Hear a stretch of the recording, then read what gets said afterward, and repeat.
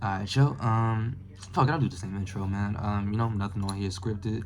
Everything on here is just getting ideas, thoughts, concepts off. You know what I'm saying? Just moving in a fluid motion, a fluid pace, all over the place. I'm a yapper and shit. But this is my first time actually covering something like right after the event.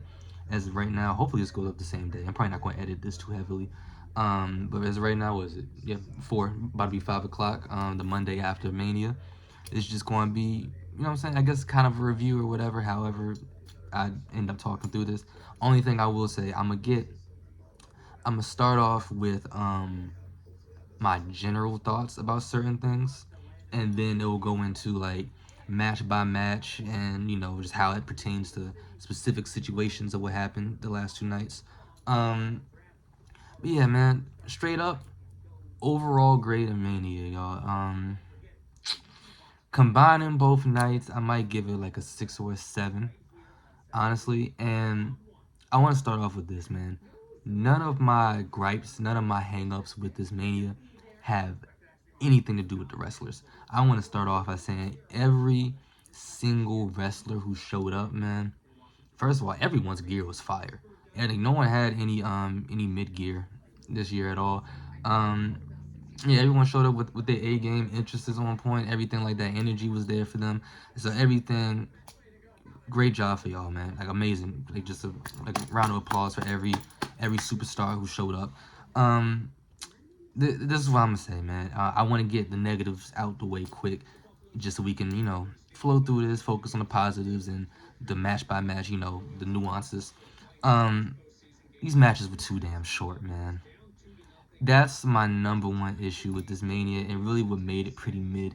And that's why I wanted to preface it by saying it had nothing to do with the wrestlers, because so many matches were mid because they didn't even get a chance to really capitalize on those matches all the way. Like Drew and Jacob, unsanctioned match. It really just felt like a normal, like kind of no DQ match, really. And it's really because they didn't have time. Like they cut it right as they started cooking.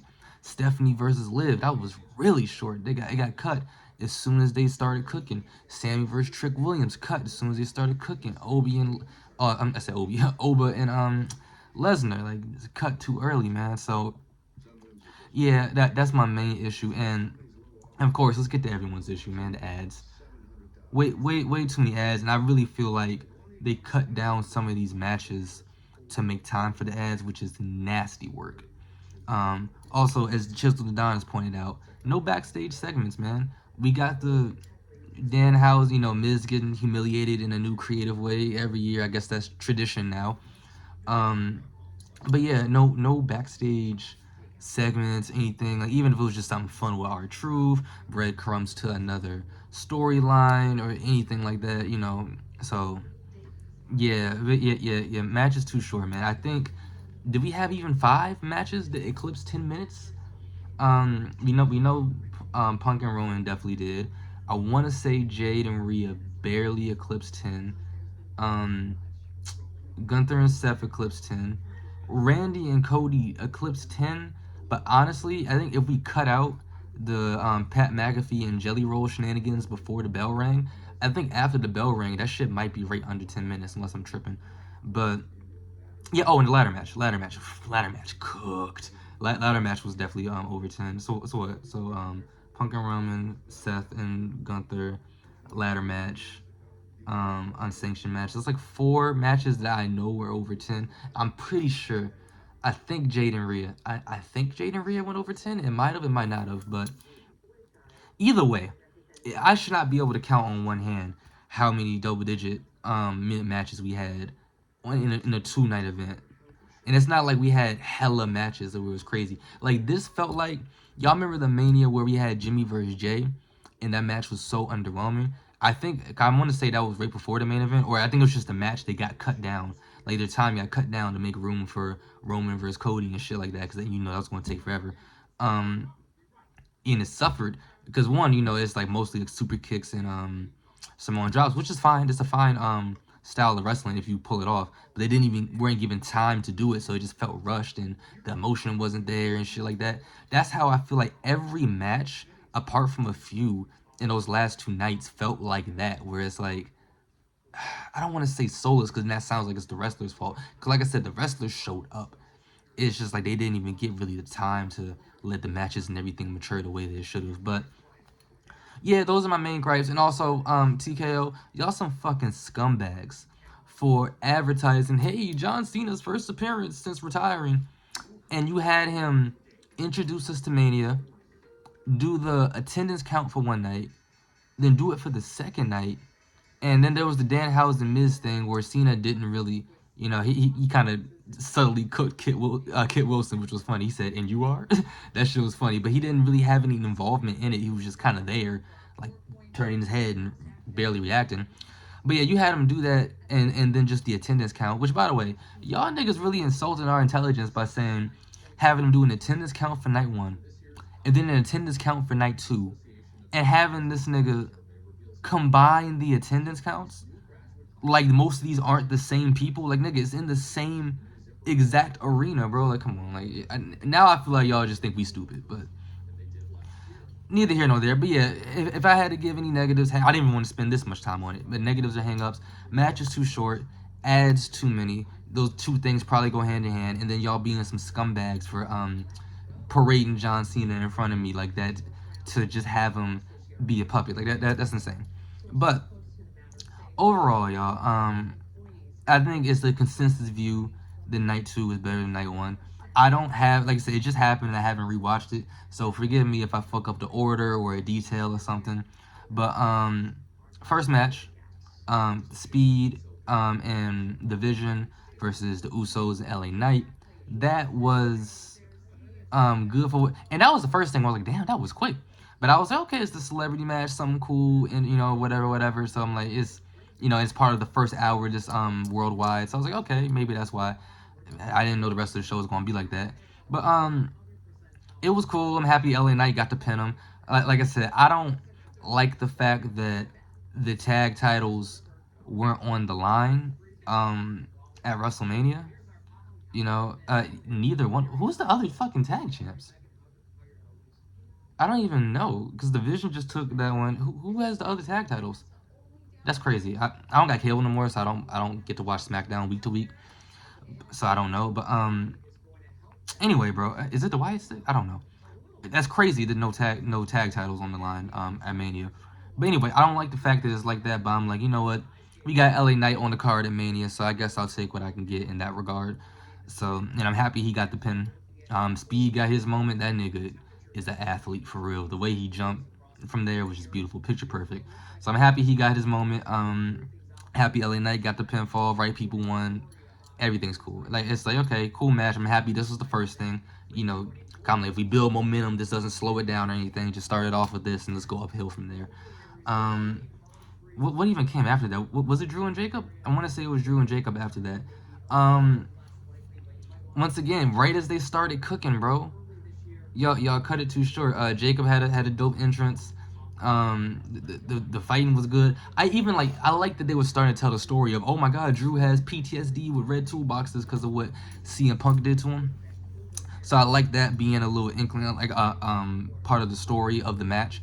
The spot where the table had been set up and Drew pushed him into it was fire. Drew trolling as always with the phone and shit was cool, but it just felt rushed, man. And it's weird because it's a weird rush because like there's rush where it's like, okay, it's spot after spot after spot after spot after spot. It wasn't like that. It was like, okay, we moving, things are happening, and now it's over. It's like, and for y'all, just to prep, because it's actually my first wrestling video on YouTube. I'm a match guy. I'm a match guy over a storyline to a degree. It's like 55-45, where I feel like more often than not, a great match can save a good storyline, and a good match can save a bad storyline. And a bad match can ruin an amazing storyline. More so than, a storyline can't always make up for a great match. And a great match doesn't mean 5-star flip spot fest or whatever. Like, because if you look at Cody versus Roman when Cody finished the story, technically speaking, it's not a lot there 5-star, but they pulled off the end game type of vibes that they gave. So it's nuanced to what a good or great match is. But if that match was just blows and that shit was just terrible, then no one would have cared about it. So that's where I stand with it. But anyway, it is just, yeah, man, they didn't get a chance to really cook. And like I said, it's not necessarily, oh, he kicks out of 5 claymores and he kicks out of 10 Jacob moonsaults or whatever. It's not that. It's just y'all could have did more to make it feel like an unsanctioned match. Whereas this build of even the announcer saying, it's part of the contract. WWE is not held liable for whatever the fuck happens and shit. That was like, bro, that was like a trick or treat street fight that Dean Ambrose be having on like Halloween specials and shit. Like that wasn't really nothing. It didn't feel like a Mania match at all. It just felt like something we would get on Raw, where we get a few chair shots. But I'm like, yeah, it's a lot more they could have done. Like broken announce table, went out into the crowd, went up to the ramp. It would have been crazy if that shit ended with Jacob hitting the moonsault off the ramp, landing on Drew or something like that. But, you could have went more places with it, got more creative with the shit. And like I said, that's the fault of the wrestlers, because how much can you do in the 8 to 12 minutes that they were actually afforded? So yeah, man, it was just too short. We have this is some shit right here. We have the was it 14? Yeah, the Fatal 4-Way Tag Team match between I don't know their tag team name, but Nia Jax and Lash Legend. Who the fuck else was out there? It was supposed to be the Bellas. It's crazy that I don't even remember who all was out there. Oh my god. And it's on me. It's on me. That's not to call them bad or anything. I'm just so hung up on night two because night two was crazy that I forgot so much in night one. But yeah, the Fatal 4-Way Tag Team match. Oh, Bailey and Lyra. It was supposed to be the Bellas, and then we got Paige. Um, Lash and Nia, and I don't remember who the last team was. But I've always said, not always said, I don't understand how these are supposed to work. Because it used to make somewhat of sense back. I remember, for those who know, in the 2010s, we was eating good with the tag division, bro. This prime Usos, like from face paint to when they was like more badass. New Day, The Bar, Lucha, was it Lucha Underground? Not Lucha Underground. Lucha Dragons with Kalisto and Sin Cara. Yeah, we had that. What other fucking tag teams we have? We had Gallows and Anderson at a point. Like all of this, we had a stacked tag division, bro, and only one title. No, for a while it was one title, not a brand split until like 2016. But um, yeah, we had a few of those type matches of like triple threat tag matches and shit. Even then, it kind of confused me, but there was like some continuity to it to where it made sense ish. I could kind of follow it. This one, I was like, I don't know what the fuck is happening. And the main thing is, Nikki Bella hit who she hit in the back, bro? Was it not she hit whoever the fuck in the back with her crutch in front of the ref and then threw her in the ring. I was like, is this a no DQ match? I don't understand. Was that supposed to happen? Because I'm like, if that's supposed to happen, then why doesn't everyone else use the chairs and shit? Or like, we could have just had a tornado tag match or something. Like, that was weird to me. But the main thing from this is Paige is back. And I love Paige. My hot take was always that I thought Paige was better than AJ Lee.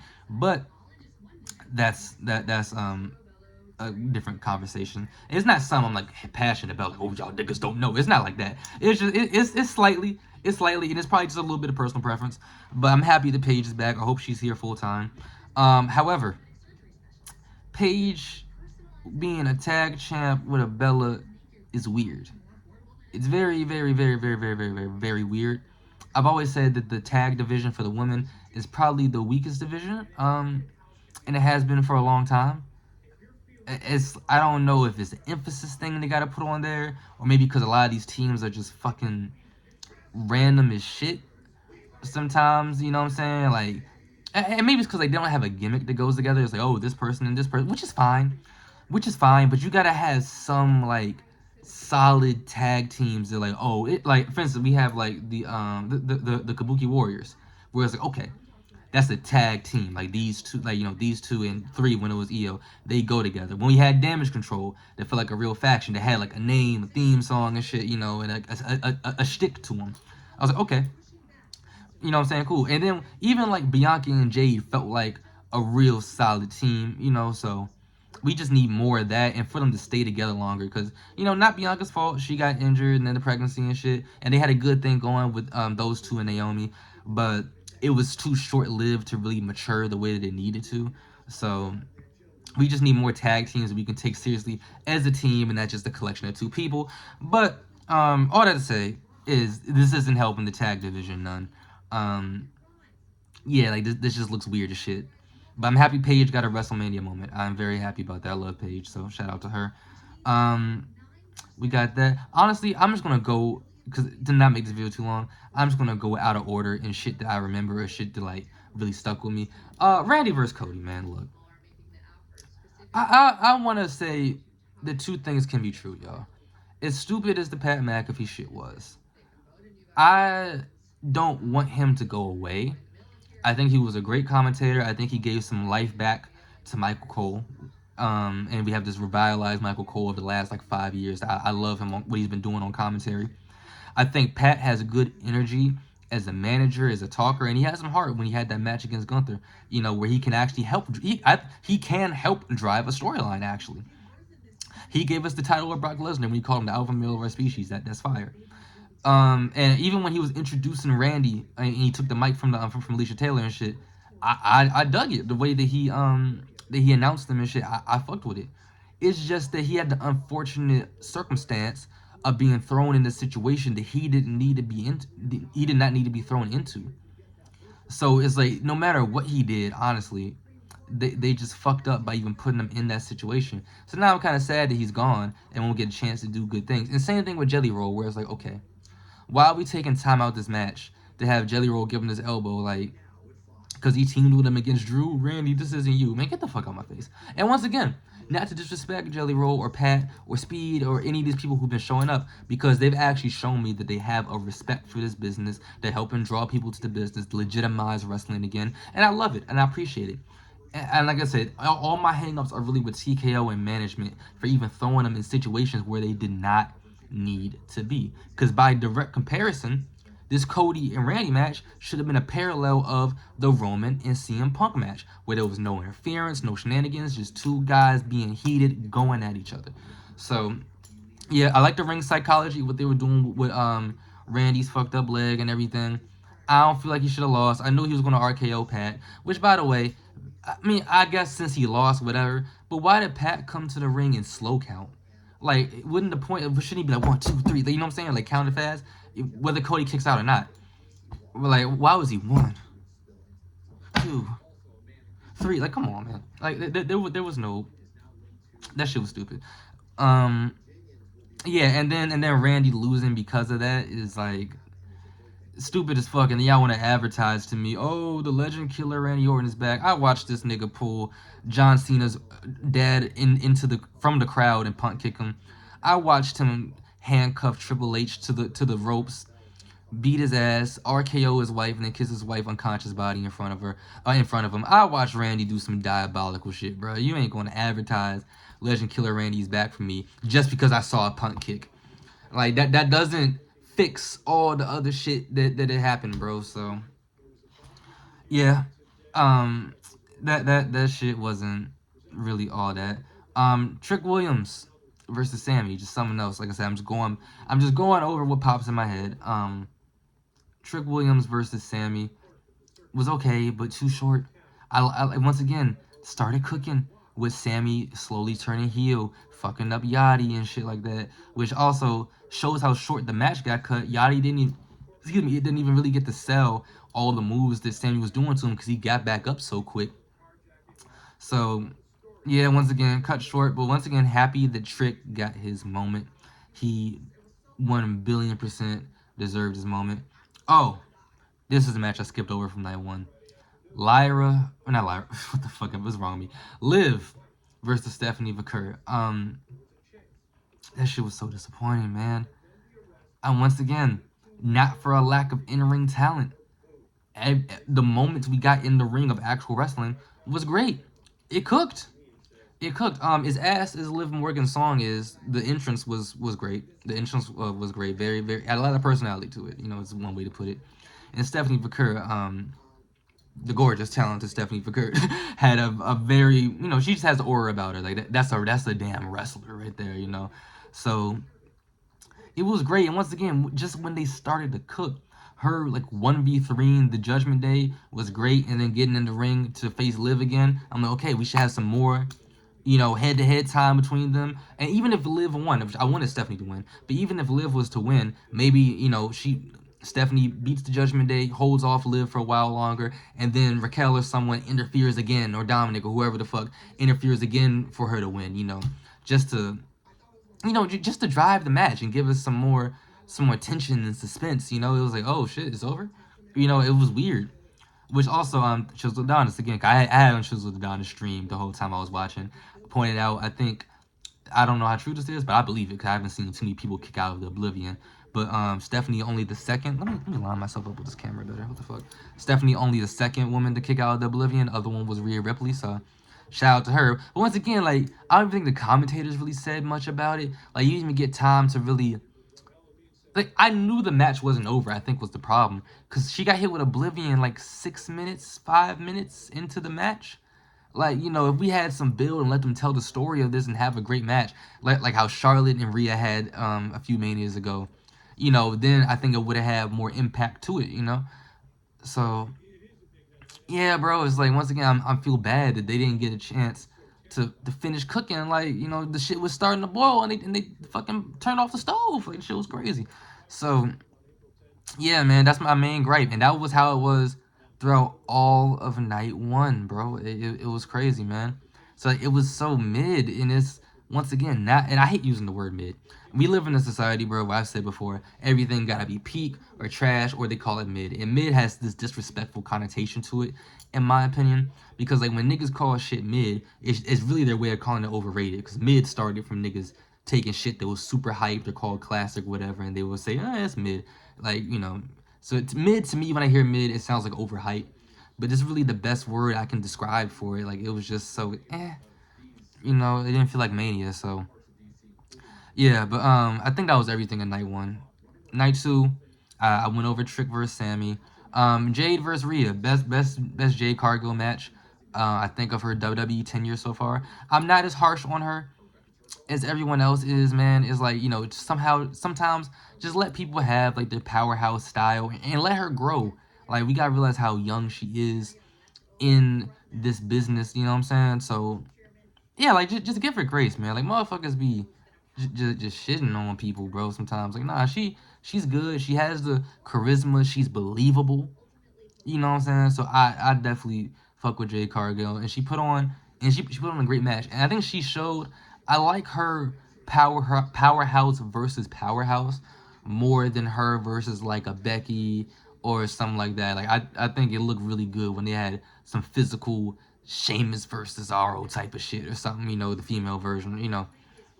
So, I fucked with it. A great match. Once again, cut a little bit short, but they got to cook a little bit. They got to cook enough where we got good suspense. I like the fact that Jade reversed the first Riptide after being distracted. Cause I was so scared. I was like, oh my god, she's gonna turn around, finish her, 1, 2, 3, it's over, another short match. But I like that they went counter for counter a few times. Jade put a few good moves on her and shit. So it gave me a little bit of unpredictability. That's all I ever want in my WWE matches, really, is like, oh shit, who's gonna win? Like, I love having that feeling. So, yep, there was that. Ladder match, cooked, fucking cooked. Javon Evans, you don't gotta win to have a WrestleMania moment, man. Great job all around with him. Rey Mysterio still has an insane amount in the tank, but I believe he said this is his last year. So, I think he had dealing with some back injuries or something. So it's gonna be his last year. But hey, shout out to Rey Mysterio, man. Still showing that he's got it. Penta, I mean, Mexican Destroyer on the ladder. Man, what are we doing? Like, a whole. Man, I gotta rewatch these, because this is also why I don't like doing shit right after something like this, because I don't remember. I mean, maybe if I did it the night after, but the day after, when I was working on music and doing a whole bunch of other shit up in my brain. But match cooked is all we gotta say. One of the best ladder matches I've seen in a long time. Yeah, I would say in a long time. Ladder matches have always been good to great. That's not to say all the other ones have been trash in the last few years, but this one just stood above the rest. Like, I would damn near give this the title a classic. Yeah, this was a very, Very, very, very, very, very, very good match. And I'm happy the Penta retain. Definitely happy the Penta retain. And once again, add some unpredictability. I said he should retain, but I think we're so used to in ladder matches, especially when there's multiple opponents, not like just two teams versus each other. We're very used to the title changing hands. So I'm happy the Penta retained, man. That was a phenomenal match. That was a phenomenal match. That was the moment where I realized, oh yeah, night two's gonna be better. Night two's gonna be better. It was that moment right there where it kicked in for me. All right, man. Brock Lesnar versus Obafemi, man. I wanted Brock to win. Snatch my black card if you want to. I don't know, just because Brock be getting me so hyped, because I know it was his last Mania. I didn't expect him to retire right there. Heyman's been saying some other shit. I saw some quote from him. And once again, WWE has been kind of like, with the commentators and shit, we don't know if this is it for him. And we were all under the impression he's going to retire at SummerSlam, because I believe it's in his home state. But we'll see. If that is it for Brock, man, hey, we love you and thank you so much. That was kind of a whack way to go out. And this is the thing. It's not because he lost. Just me wanting Brock to win is just like my little inner child being like, hey, I want to see him get one more Mania win. You know, he's been 0-3 his last three Manias, I'm pretty sure. But I'm happy for the brother. I'm happy Obafemi won. But here's my thing, bro. It being a 4-minute match and not even like a true squash match, because I was hyped when it first started. Like when it was going back and forth, locking up, I was like, oh yeah, let's go. It's gonna be a power. It's gonna be we're going old school with it. Like that's what I thought was gonna happen. And it just ended so abruptly, bro, that it is, for us today, I think it was a great moment, especially for Oba. But my thing is, in 10 years, how much will we care? And that's a harsh way to put it. But basically, it's like, I think because the match itself is not as memorable as the moment, I don't think it's going to age that well, essentially. Like, if 10 to 20 years, let's say new wrestling fans come in, we got to explain to him who Obafemi was when we knew he was that guy because he beat Brock and shit. Build up was fire. Build up was fucking fire for this match. But like when we show him this 4-minute match, they're like, oh, that was it, you know? Like it wasn't the truth. Like if you show him when Goldberg squashed Brock Lesnar, that's like I think they'll get, oh shit, that was crazy. You know, I think they'll get that when Brock squashed John Cena in his retirement tour and the original time when he gave him the 16 suplexes, like oh shit, this is crazy. This Oba one, it was like it's a dominant win, but it's also like I don't know. The feeling wasn't like the hype was there because Oba was getting this moment. But I feel like if we rewatch this years later, it's going to be like, oh okay, that happened. And it's really once again not to discount either one of them. Amazing wrestlers, energy there, entrances there, the field, big fight field, all that shit was there. They just weren't afforded the time to cook. Now I don't know if that's on TKO or if that was on Brock. You know, maybe they just wanted to be a dominant win, but not bury Brock completely.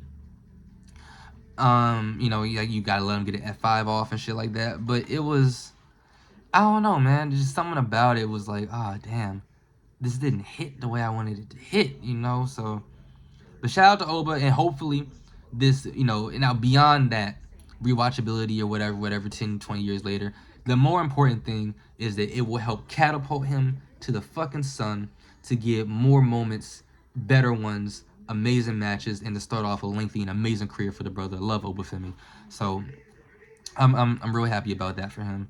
I think I covered damn near all the matches, I'm pretty sure. I might have skipped over one, I'm not sure. But CM Punk versus Roman Reigns versus my tribal chief. For those who don't know, Roman Reigns is my favorite wrestler. I have been supporting this man when y'all hated him. 2015, when he won the Rumble, I cheered him when y'all booed him. When Vince made him wear those blue contacts, I cheered him when y'all booed him. When he did the Suffering Succotash promo, I cheered him when y'all booed him. I never doubted this man. I never stopped. You know, I always fuck with Roman, bro. I always did. This is my dog. I fuck with Roman, bro. He was always just the coolest nigga to me, man.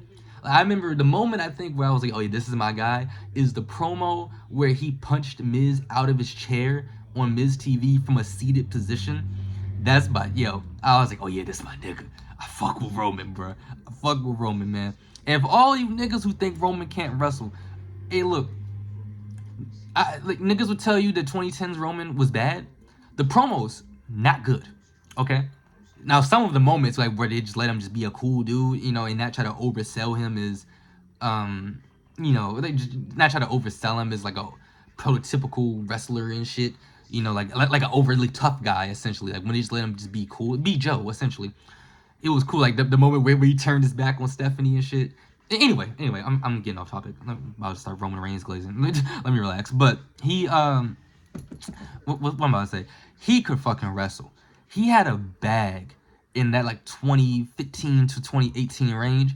He had a bag, and like the way he would transition to the drive-by, he had this explosiveness as an athlete with the Samoan drops and the different moves, like the way he was throwing people and shit. He really felt like a good powerhouse wrestler with a good amount in his arsenal.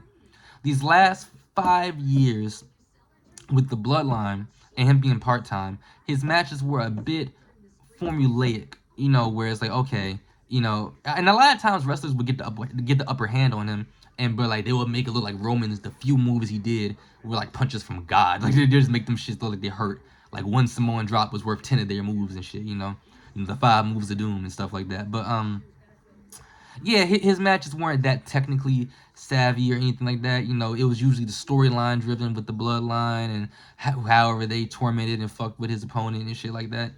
So there's probably been this consensus of, oh, he got the character right, but he can't wrestle or can't do shit on his own now. This match, and I was watching this with my little sister, when Roman put Punk through the table, right? Yeah. When he did that, and he was just whooping his ass on the outside, I said, I said to her, I said, win or lose for Roman, I'm happy because they reestablished Roman as a legit wrestler again, to where he was given good like moves, good transitions, good ring psychology on his own. No Usos, no Jacob Fatu, no Solo, no none of that. It was just him, and he actually put a hurting on CM Punk. And no underhanded tactics except for the steps to the face, which was, yeah, kind of weird. You should have been DQ right there, but I like them selling it on commentary of you gotta give some leeway here. It would hit more, but the refs don't do their fucking job in modern wrestling anyway. Like we don't see countouts no more. We don't really see them go 1, 2, 3. Like when both wrestlers are down, like refs are really there as plot armor to get distracted by a faction or something now. So, like when I watch a 2018 and back, like anywhere between 2018 and the 80s, a match like that, the refs felt like he had some importance. And this one, so anyway, if WWE still operated like that, and then he did the steps to the face shit, then it would have been more like a oh shit moment. But now I just kind of felt weird because like there's no continuity any fucking where in any of these matches, so it just felt more like a blunder. But it's okay. But anyway, all to say, aside from that tactic, we saw Roman just straight up wrestling with Punk. And man, those transitions from the submissions, from the guillotine to the Anaconda Vice, back to the guillotine to him denying the sharpshooter, just beautiful, man. It was beautiful. You felt the heat, the tension between them, like shit talking each other from the start of the match, shit talking each other on the mat, and CM Punk, like Phillip Brooks. This is when you get two people who mastered ring psychology, bro. From him being gassed out and going to smack Roman and he missed and fell, to, just a whole bunch of different shit that he was doing, man. Like facial expressions, the shit talking, everything. The moments they let build, the moments they ran through, just him taking the Ulafala off someone in the crowd, just a whole bunch of shit, bro. It was just fucking perfect. This might be up there as one of the best matches of Roman's career, in my opinion, man. I really think it was. Because you got the best of both worlds, whereas like I can pull a random amazing Roman Reigns match just as a wrestling match from like 2016. But most people probably would have forgot about it or not cared because they were like, oh, they were tired of Roman at that point, promos were bad and shit.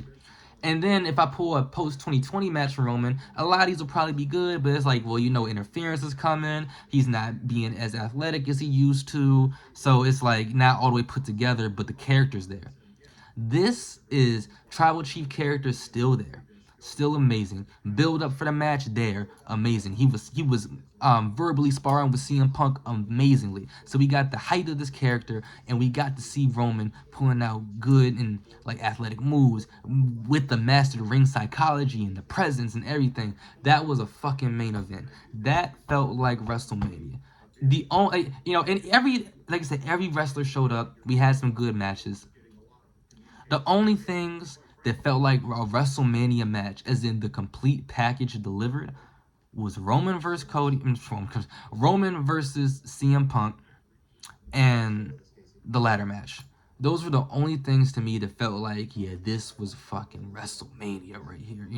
Everything else, even the matches I praised that were good matches or great matches, it didn't give me that feeling, man. Brock versus Oba had the hype. It had it, but it's like they didn't all the way hit the mark with the match. I feel like, man. Like I said, I don't know how much of that was them. Maybe it was a creative decision. I'm not sure, but yeah. That's how I feel. And I do remember what I skipped over. Dominic versus Finn Balor, the Demon. So let me get to that real quick. Uh, I like that match a lot. That once again, they let them cook. They let them cook. I mean, they had the Demon Balor kicking out of shit at one. So protecting that character felt great, especially against Dominic. Where it's like, okay, Dominic's pushing the Demon to his limits. Like, okay, if he pushes Finn to his limits because of emotional shit, whatever. But really, the Demon, like, come on, there's no reason he should push him to the fucking limit. So I like that the Demon Finn Balor really felt in control of that whole match, while Dominic's still getting some offense in, like, it not feeling like a squash match, or too lopsided. It's like Dominic got offense in, but it didn't fucking matter, So it was great. It was great. Demon Finn Balor cooked. Demon Finn Balor definitely cooked. I was doing the entrance in my room. I ain't gonna lie to all that shit. Yeah, hype. Got it there. That shit was amazing. And once again, unlike the unsanctioned match, we got good spots with the chairs, the finish with the table. Just a little bit of emotion and ferocity there. Just where it felt like, okay, yeah. This is unsanctioned, no Extreme Rules match. So we got that feeling. Seth versus Gunther, cooked. But once again, you should have gave them more time, a little bit more time, man. They were cooking. That was a wrestling match. That shit was great. And Chisel Adonis pointed out, he's like, yo, everything that Gunther's throwing at Seth was throwing it back at him, like from the chops, the different moves he was giving him, the sleeper holds, just like just different moves in between moves. Seth was giving him those joints back. Braun Breaker's back, cool. I would have rather Gunther or Seth or whoever the fuck won. I would have rather them whoever win clean, and then Braun Breaker spear Seth after, than us have the interference there. Cool. And once again, I would have rather Braun spear him and then throw him back in the ring. Gunther should have still been down after getting pedigreed and stomped on the fucking table. I feel like Gunther should have still been down for a while, and then put them both back in the ring, and then have them both be like kind of beaten up and battered, and then continue the match on, whether Gunther or Seth wins or not, whoever the fuck. But yeah, they should have been allowed to cook a little bit more, build some suspense after the Braun Breaker return. So, and it would have made it way cooler if they had like another 5 to 8 minutes of them wrestling, and then Gunther knocks out or passes out Seth. And then it's like, well, we've had so much more wrestling, we damn near forgot about Braun Breaker. And then Braun Breaker comes back out of nowhere and spears Seth. Like he went backstage and then came back out after. That would have been hard. But yeah, y'all. Night 2, significantly better than night 1. I'll give night 2 an 8. I would say I'll give night 2 like an 8. I'll give night 1 like a 5, man. I'll give night 1 like a 5 or a 6. 6 is generous. And it's really dragging us down. So overall, I'll give this WrestleMania a 6 or a 7. Yeah, I'll say like 6.5 overall as a Mania, man. It's one of those things. Which Mania is it? I don't have Manias in my head like locked in for like full match cards, or like which Mania, like Mania 25 is this. The only one I really know heart by heart is 22, because I have that shit on disc. I was watching that shit as a kid. But anyway, I want to say it's WrestleMania 27. Where what was it, like Miz versus Punk? Yeah, Cena versus Rock. Correct me if I'm wrong in the comments. But yeah, like I seen the video multiple times where like this Mania should have been a fucking classic. That's how I feel like we're gonna look at this. Like 10, so what? That was like 15 years ago. Like 15 years from now, we're gonna look at this match card and be like, this should have been amazing. Why is this just like another Mania? Like, this Mania should have been one of the fucking Manias of all Manias. Because I didn't give into the bullshit. Like, when people were like, Mania's gonna be mid because there's no hype. The builds have been trash. And like I said, I'm a match guy. So I'm like, okay, well, the build's not there. Who gives a fuck? Like, if these matches all hit, then no one's gonna give a fuck about, build or nothing. Like, we'll be straight because we ate good with the matches. It's just like, man. On a lot of these, it was like, Like, the only one I feel like capitalized on all cylinders was the ladder match. Even though, like, not too much build because there's so many different people. But that and Punk versus Roman set. Oh, and Finn versus Dominic, because I forgot to mention that before. Yeah, Finn versus Dominic definitely delivered on all cylinders with that. And Seth versus Gunther was right there. It was right there, man, because that's like a dream match. That's a great match of technical wrestling. And they fucked it. They playing TKO playing with the church's money, boy. And I'm happy people are starting to realize that it's TKO and not Triple H. Because I never blamed Triple H. Because that in between pocket when Vince left and Triple H was head of creative, we was eating damn good week to week, boy. We was eating amazingly. And then TKO comes out the fucking cut, and now all of a sudden shit's fucked up just cause Triple H is head of creative, we supposed to blame him. Like, nah, man. Nah. So, but anyway, yeah, that's how I felt about Mania. I did not think this was gonna be 40 minutes. I don't even have the storage for this. I'm editing like 2 or 3 videos, bro. And every time I record something new, they're like, you ran out of storage. So thankfully, yeah, this upload is as long as it's going to. As y'all want to see, I did not edit this shit at all because I definitely don't got the storage to do that. And I just want to get this out quick because, like I said, it's like 5 o'clock now. Raw after Mania about to start in a couple hours. So I just want to get this out, strike while the iron's hot and while the conversation is still prevalent. But yeah, now let me know what y'all thought about Mania. Anything else, what's your favorite Mania or whatever, how many people view this.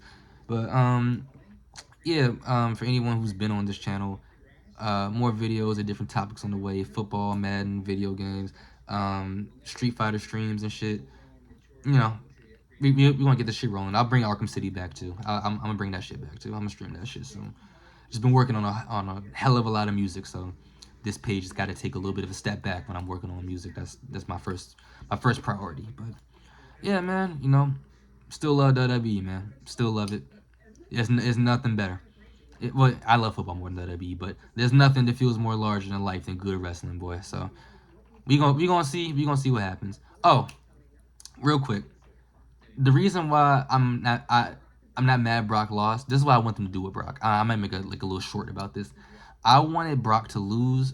I want him to win against Oba because my inner child. But my booking mind said this: have Brock lose to Oba, and then Gunther be like another washed up old superstar or whatever, and not our true wrestler. And then I wanted Gunther to try to retire Brock at SummerSlam, and I want Brock to squash Gunther just to show his levels to this. Like, yeah, you can do that shit to Cena or Styles or whoever, but this is a different type of nigga. You ain't gonna disrespect him. Like, you ain't gonna do that. And that would just have been a fire way to go out. Like, Brock squashing someone at SummerSlam. Like, that's what he do. That's what he do, man. Just to show him his levels to this. A sports entertainer, nigga, I was in the UFC. What the fuck you talking about? So I would love to see, like, Gunther's career killer thing be like, oh, okay. And once again, there will be some suspense. So you'll be like, okay, well, Gunther can lose in these matches. It's not like he's just undefeated against a nigga in his last match. So, yeah. But yeah, shit, before my phone boom gangs my storage. Yeah, I'm gonna get out of here, man.